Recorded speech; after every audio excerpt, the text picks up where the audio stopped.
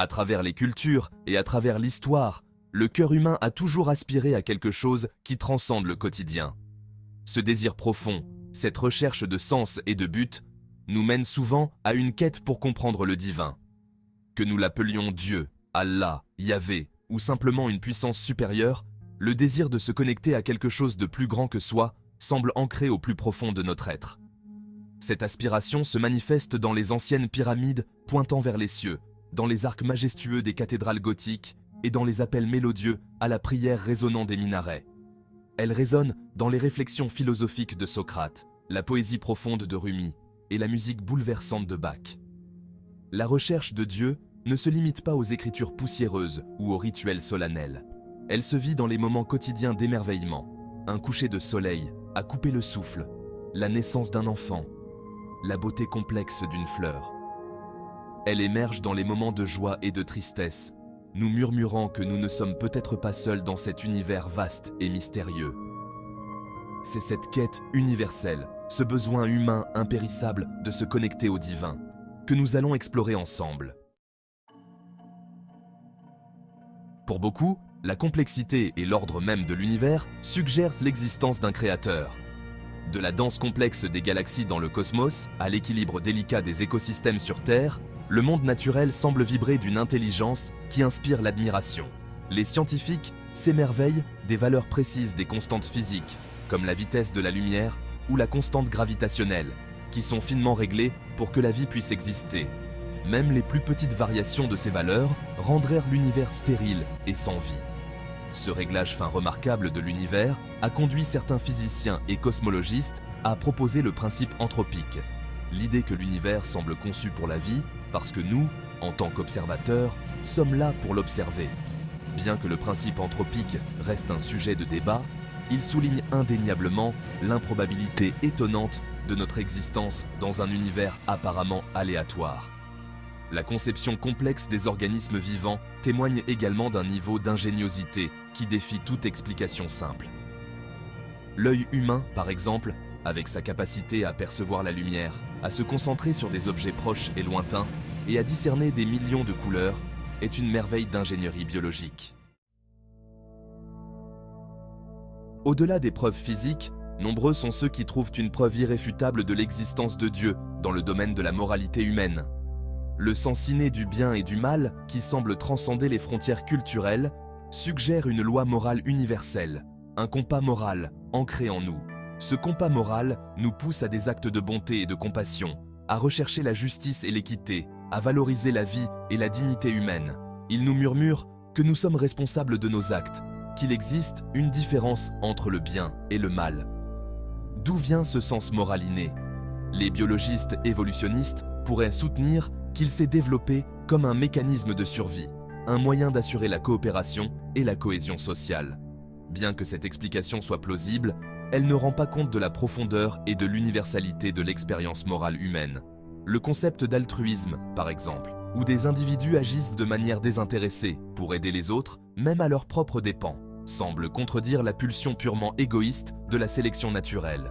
La capacité humaine d'amour, de pardon et de sacrifice de soi suggère une dimension morale qui transcende le domaine purement matériel pour les musulmans. Section 5. Rencontre personnelle, histoire de foi. Tandis que les arguments théologiques et les débats philosophiques offrent de précieuses perspectives, c'est souvent dans les rencontres personnelles avec le divin que la foi s'épanouit véritablement. À travers l'histoire, des individus de tous horizons ont partagé des expériences transformatrices qui ont renforcé leur croyance en une puissance supérieure. Certains décrivent des moments de paix et de sérénité profonds pendant la prière ou la méditation. D'autres parlent de guérisons miraculeuses, de prières exaucées ou de synchronicités si improbables qu'elles défient toute explication rationnelle. Bien que ces expériences soient intrinsèquement subjectives, elles offrent des témoignages puissants du pouvoir transformateur de la foi. Section 6. Quand la foi vacille, le doute et la recherche. La recherche de Dieu n'est pas toujours un chemin linéaire pavé de certitudes inébranlables. Le doute, les questions et même la colère sont des compagnons naturels de ce voyage. En réalité, la lutte contre le doute peut souvent conduire à une foi plus profonde et plus authentique. De nombreux grands penseurs et théologiens ont traversé des périodes de doute. Mère Teresa, connue pour sa compassion indéfectible et son dévouement envers les pauvres, a avoué avoir vécu une nuit noire de l'âme, une période de sécheresse spirituelle et de distance avec Dieu. Ces périodes de questionnement peuvent être déstabilisantes, voire douloureuses, mais elles peuvent aussi être des opportunités de croissance. En affrontant nos doutes de front, en examinant honnêtement les raisons de notre incrédulité, nous pouvons émerger avec une foi plus mature et plus résiliente. Il est important de se rappeler que la foi n'est pas l'absence de doute, mais le courage de croire malgré le doute. C'est dans la lutte, le questionnement, la recherche, que nous apprenons vraiment à nous connaître et à connaître le Dieu que nous cherchons. Section 7. Une tapisserie de croyances. Trouver son propre chemin. La recherche de Dieu est un voyage profondément personnel. Il n'y a pas d'approche universelle, pas de formule prescrite pour trouver la foi. Tout comme chaque individu est unique, son cheminement pour comprendre le divin l'est aussi. Certains trouvent réconfort et sens dans le cadre structuré de la religion organisée, trouvant du réconfort dans les rituels partagés, les traditions et le sentiment d'appartenance à une communauté. D'autres s'engagent dans une quête spirituelle plus solitaire, explorant différents systèmes de croyances, des pratiques de méditation ou se connectant à la nature pour trouver leur propre vérité. La beauté de cette recherche réside dans sa diversité. Tout comme une tapisserie est enrichie par l'interaction de différentes couleurs et textures, notre compréhension de Dieu est enrichie par la multitude de perspectives et d'expériences.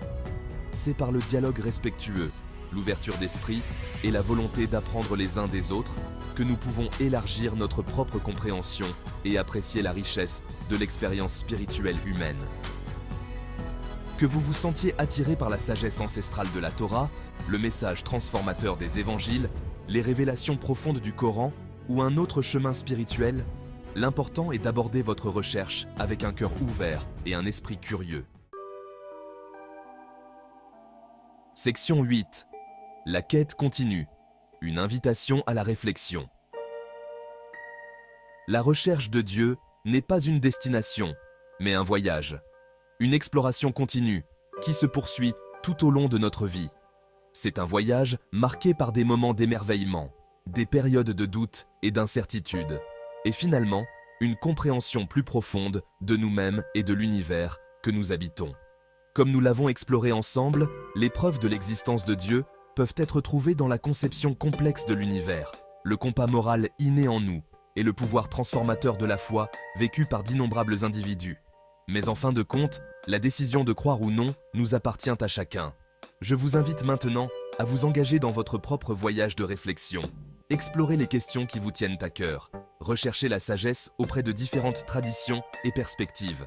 Écoutez les murmures de votre propre âme. La recherche de Dieu est un voyage qui vaut la peine d'être entrepris, car il nous conduit aux vérités les plus profondes sur nous-mêmes et le monde qui nous entoure.